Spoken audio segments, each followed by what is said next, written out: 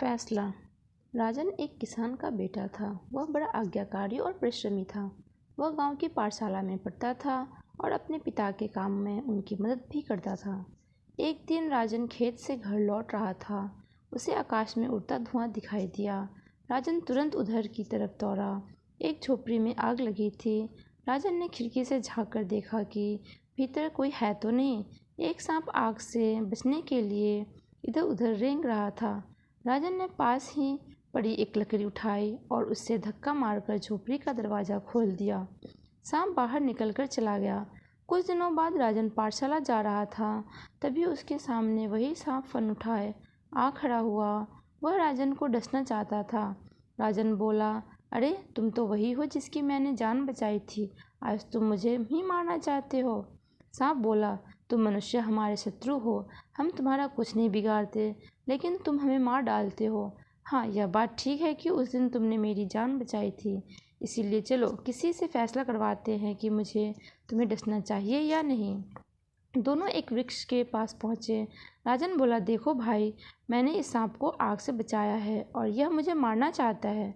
क्या यह ठीक है? वृक्ष बोला, हाँ बिल्कुल ठीक है। तुम मनुष्य हो ही ऐसे।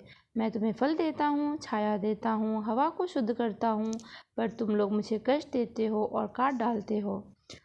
राजन चुप रह गया और फिर दोनों आगे बढ़े।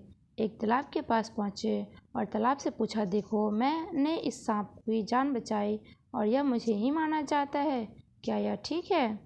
तालाब बोला, हाँ बिल्कुल ठीक है। तुम मनुष्य पानी के बिना जीवित नहीं रह सकते। मैं तुम्हें पानी देता हूँ, लेकिन तुम कपड़े धोकर, पशु नहलाकर मेरा पानी ही गंदा कर देते हो।